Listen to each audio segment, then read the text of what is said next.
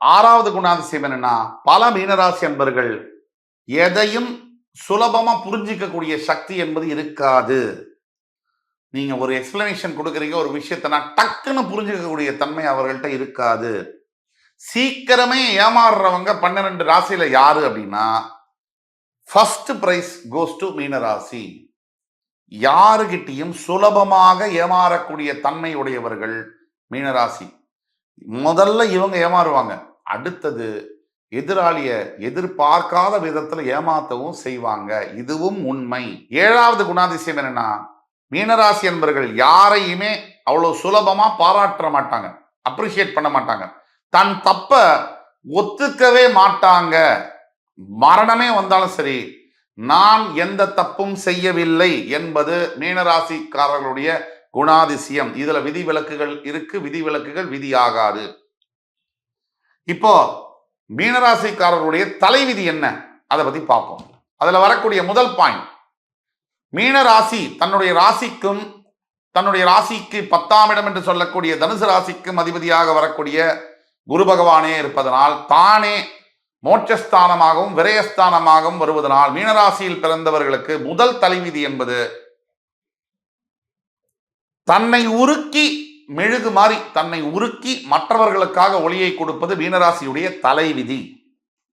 தன்னை உருக்கி மெழுகு மாறி தன்னை உருக்கி கொண்டு மற்றவர்களாகவே வாழ்றது, அவர்களுக்காகவே எல்லாத்தையும் செஞ்சுட்டு வேடிக்கை பார்க்கறது, தன் வாழ்வை இழந்து பின்னாடி வாழ்க்கையில உணர்ந்து பிற்பகுதியில் ஐயோ என் வாழ்க்கையெல்லாம் ஒருத்தருக்காகவே வேஸ்ட் பண்ணிட்டமே நினைச்சு திருப்பி 40 வயசுக்கு மேல 35 வயசுக்கு மேல நான் வாழ போறேன்.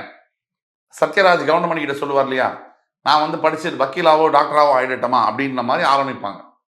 இது பார்க்கறதுக்கு காமெடியா இருந்தாலும், ஆனால் வெச்ச குறி தப்பாம மறுபடி சாதித்து காட்டுவார்கள்.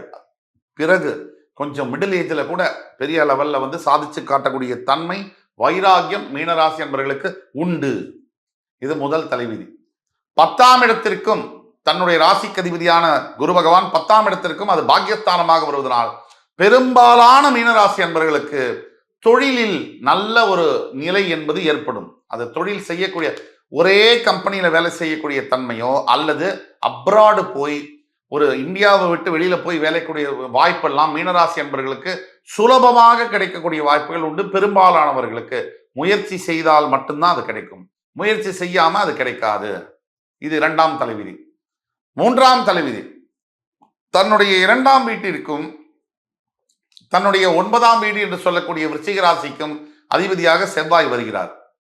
2ஆம் வீடு தனம், வாக்கு, குடும்பம். 9ஆம் வீடு பாக்கியம், தந்தையை குறிக்கக்கூடியது, பூர்வீக சொத்து, இதெல்லாம் குறிக்கக்கூடியது.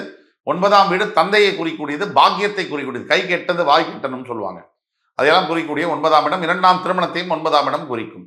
இந்த 2ஆம் இடத்திற்கு 9ஆம் இடத்துக்கு செவ்வாய் வருவதனால் எப்பவுமே ஆர்கியூமெண்ட் பேசுறதுல மீனராசியை மிஞ்ச யாராலும் முடியாது. மீனராசி அன்பர்கள்ட்ட யாராவது வாய் கொடுத்தாங்கன்னா, சத்தியமா சொல்றேன், 500 நாள் ஆனாலும் ஆர்கியூ பண்ணி அவங்க தான் ஜெயிப்பாங்க, நீங்க அவங்கள்ட்ட ஜெயிக்க முடியாது. மீனராசி அன்பர்கள் ஆர்கியூமெண்ட்னு வந்தா பேசிக்கிட்டே இருப்பாங்க, அவங்க தான் ஜெயிப்பாங்க. அடுத்தவங்களுக்கு சான்ஸே கொடுக்க மாட்டாங்க பேசுறதுக்கு. அடுத்தவங்க பேசுறதையும் நீங்க காதுல வாங்க மாட்டீங்க அப்படிங்கிறது உங்க தலைவிதி. அதே மாதிரி எத்தனை பணம் சம்பாதித்தாலும் மீனராசி அன்பர்களுக்கு கையில சேர்த்து வைக்கிறதுல ரொம்ப பிரச்சனை இருக்கும், பணம் தங்குவதில் மிகப்பெரிய சேலஞ்சஸ் இருக்கும். அதே மாதிரி மீனராசி அன்பர்கள் ஏற்கனவே சொன்னபடி தந்தையாரை பிரியக்கூடியது ஒரு தலைவிதி, தந்தையாரை பிரியக்கூடியது ஒரு தலைவிதி.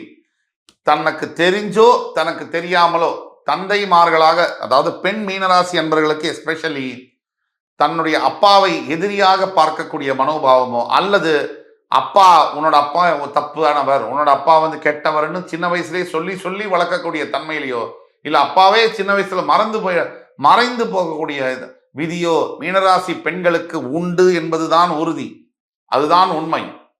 அதே மாதிரி மீனராசியின் 4ஆம் தலைவிதி 5ஆம் தலைவிதி எதுன்னு அப்படின்னு பார்த்தோம்னா, உங்களுடைய 3ஆம் இடத்திற்கு வரக்கூடிய சுக்கிர பகவான், உங்களுடைய 3ஆம் இடம் அதாவது உபதேசஸ்தானத்திற்கு சுக்கிர பகவான் ஆட்சி பெற்று வருவதனால், அவரே 8ஆம் அஷ்டமாதிபதியாக வருவதனால், நீங்க என்ன வேணா நினைச்சுக்கோங்க, மீனராசி என்பவர்களுடைய 4ஆம் தலைவிதி 5ஆம் தலைவிதி, 4ஆம் தலைவிதி முக்கியமான தலைவிதி.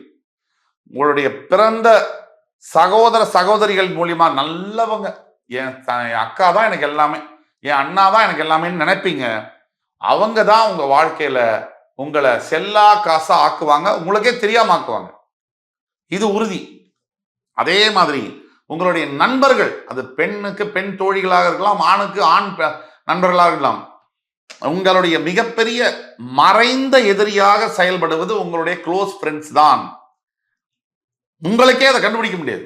நீங்க நம்புவீங்க, என் அக்கா, என் அண்ணா, என் தங்க, என் தம்பின்னு என்னுடைய ஃப்ரெண்டுன்னு நம்புவீங்க. ஆனா உங்க ஃப்ரெண்ட்ஸ் மூலியமா தான் உங்களுடைய வாழ்க்கையில் உங்களுக்கே தெரியாம வருடக்கணக்காக ஏமாந்து கடைசியில ஒரு புள்ளியில வந்து நிற்பீங்க. திருப்பி உங்க லைஃப் ரிட்ரீவ் பண்ண முடியாத இடத்துல வந்து அதை நிறுத்திடுவாங்க. பல யோகங்கள் படைத்த மீனராசி என்பவர்களுக்கு இது ஒரு விதியாக, தலைவிதியாக வருவது. நண்பர்கள் அவர்களுக்கே தெரியாமல் அவர்களுடைய வாழ்க்கையை சிதைப்பார்கள். கொஞ்சம் கொஞ்சமாக அவர்களுக்கு தெரிய வரும்போது வாழ்க்கை முடிந்திருக்கும் என்பது தலைவிதி. அதெல்லாம் ஜாக்கிரதையா இருந்துக்கணும். கூட பிறந்த சிப்ளிங்ஸ் கிட்டையும், பிரதர்ஸ் சிஸ்டர்ஸ் கிட்டையும், ஃப்ரெண்ட்ஸ் கிட்டையும் ரொம்ப ரொம்ப ஜாக்கிரதையா இருக்கணும். ஒரு கோட்டுக்கு மேல அவங்களை உள்ள வர வைக்க கூடாது. அடுத்தபடியாக மீனராசி என்பவர்களுடைய 4ஆம் தலைவிதி, 5ஆம் தலைவிதியை பார்த்தோம். மீனராசி என்பவர்களுடைய 6ஆம் தலைவிதி உங்களுடைய சுகஸ்தானத்திற்கும் 7ஆம் இடத்திற்கும் வரக்கூடியது புதன் பகவான். மிதுனத்துக்கும் கன்னிராசிக்கும். உங்களுடைய 4ஆம் வீட்டுக்கு வரக்கூடிய புதன் பகவான் உங்களுக்கு மாரகம் மற்றும் பாதகாதிபதி. நீங்க உபயராசிங்கிறதுனால டிபிக்கலி உங்களுடைய கல்யாண வாழ்க்கை இது வந்து நல்லா குறிச்சு வச்சுக்குங்க. மீனராசியில் பிறந்த அத்துணை அன்பர்களுடைய கல்யாண வாழ்க்கை 190% பேர். இது என்னன்னா, உங்களுடைய திருமண வாழ்க்கையில பெரும்பாலானவர்கள் என்னன்னா, முதல் திருமணத்துல பிரிவு ஏற்பட்டு 2ஆம் திருமணத்துல கொஞ்சம் அட்ஜஸ்ட் பண்ணிக்கிட்டு வாழ்ற மாதிரி இருக்கும். இதுதான் உண்மை. மனசுல நந்து நந்து கசந்து கசந்து இதை வாழ்ந்தாலும் இதுதான் உண்மை.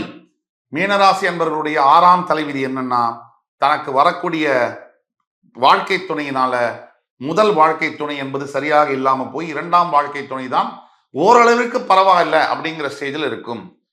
உங்களுடைய 7ஆம் தலைவிதி என்னன்னா, 4ஆம் இடத்திற்கு வரக்கூடிய புதன் உங்களுக்கு மாரகம் மற்றும் பாதகாதிபதிங்கிறதால உங்களுடைய வாழ்க்கையில் எந்த நிலையிலாவது உங்களுக்கு உடல் ஆரோக்கியம் சம்பந்தப்பட்ட பிரச்சனைகள் வந்தே தீரும். இது மீனராசியினுடைய இயல்பு. கன்சிஸ்டண்டா ஒரு பெண் மீனராசி என்பவர்கள் இருக்காங்க, பாலிசிஸ்டிக் ஓவரிஸோ இல்ல வந்து விமன் ரிலேட்டட் இஷ்யூஸோ அவங்கள பாதர் பண்ணிக்கிட்டே இருக்கும். இது ஆண் மீனராசியா இருந்தாக்க அடி வயிறு சம்பந்தப்பட்ட பிரச்சனைகள் அவங்களுக்கு உபாதைகளாக இருந்துகிட்டே இருக்கும். இது உண்மை. இது தலைவிதி, 7ஆம் தலைவிதி. அதுக்கு அடுத்தது 8ஆம் தலைவிதி. உங்களுடைய 5ஆம் இடத்திற்கு வரக்கூடிய சந்திர பகவான், அதாவது உங்களோட 5ஆம் இடத்தில் ஆட்சி பெறக்கூடிய சந்திர பகவான் உங்களுடைய பாக்கியஸ்தானத்தில் நீச்சம் பெறுவார். உங்களுடைய பாகியஸ்தானத்தில் ஆட்சி பெறக்கூடிய செவ்வாய் பகவான் உங்களுடைய 5ஆம் ஸ்தானத்தில் நீச்சம் பெறுவார். இது ஒரு விந்தையான அமைப்பு. எப்பவுமே மீனராசியில் பிறந்த பெண்களாக இருக்கட்டும், ஆண்களாக இருக்கட்டும், பார்க்கறதுக்கு டீசெண்டா இருப்பாங்க. மிகப்பெரிய அழகா இல்லையான்றதான் தெரியாது, ஆனா பார்க்கறதுக்கு டீசெண்டா இருப்பாங்க.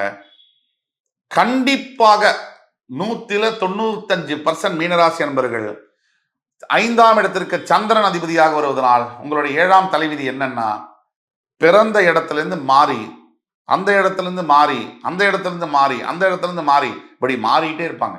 ஒரு இடத்துல ஸ்டேபிளா இருக்க முடியாது. இது உங்களுடைய தலைவிதி. இது பெண்ணாக இருக்கக்கூடிய மீனராசியா இருந்தாலும் சரி, ஆணாக இருக்கக்கூடிய மீனராசி இடமாற்றங்கள் வந்து நிறைய இருக்கும். கம்பேரிட் டு அதர் ராசிஸ் நிறைய இடமாற்றங்கள் இருக்கும். படிக்கிறதுக்கு ஒரு இடத்துல, காலேஜ் ஒரு இடத்துல, அப்பா அம்மாக்காக ஒரு இடத்துல, கல்யாணம் பண்ணி ஒரு இடத்துல, பிள்ளைங்க வசதிக்காக ஒரு இடத்துல, வேலை பார்க்கறது ஒரு இடத்துல, டிரான்ஸ்ஃபர் ஆகி ஒரு இடத்துல, அப்ராடுக்கு மூவ் ஆகுது, இப்படி மாறிட்டே இருக்குமே தவிர நிலையான ஒரு இடத்தில் இருக்கக்கூடியது என்பது விதிவிலக்காக இருக்கும். விதிவிலக்கு விதியாகாது. உங்களுடைய 8ஆம் தலைவிதி என்னன்னா, உங்களுடைய 6ஆம் இடத்திற்கு வரக்கூடிய சூரிய பகவான் ருணரோக ஸ்தானத்துக்கு அதிபதியாக வந்தாலும், நட்பு கிரகமா இருந்தாலும், உங்க அப்பா உங்க மேல உயிரியே வச்சிருப்பார். அனைத்து மீனராசி ஆண்களுக்கும் பெண்களுக்கும் சொல்றேன், உங்களை பெற்ற தந்தை உங்க மேல உயிரியே வச்சிருப்பார். ஆனா துரதிருஷ்டவசமாக, அன்பார்ச்சுனேட்லி, உங்க தந்தையினால் உங்களை அணுக முடியாது, உங்களை பார்க்க முடியாது, உங்களோடு சகஜமாக பேச உணர முடியாது. காரணம், பெரும்பாலான பெண் மீனராசி என்பவர்களுக்கு சில வயதில் தந்தையை விட்டு பிரியக்கூடிய மாதிரி தலைவிதி. ஆண் மீனராசி என்பவர்களுக்கு எங்கோ ஒரு இடத்துல அப்பாவுக்கு உங்களுக்கு ஃப்ரிக்ஷன் ஆகி மடி மனசுல பாசமெல்லாம் இருந்தாலும் கூட எங்கோ ஒரு இடத்துல ஒரு சேராத நிலை, பெண்டாட்டினாலேயோ கல்யாணம் ஆனதுனாலேயோ வேலை காரணமாகவோ பிரிஞ்சது. கடைசியில் அப்பா போன பிறகு ஐயோ அப்பாவோட வாழாமையே போயிட்டோமே அப்படிங்கிற எண்ணம் வரக்கூடியது தலைவிதி.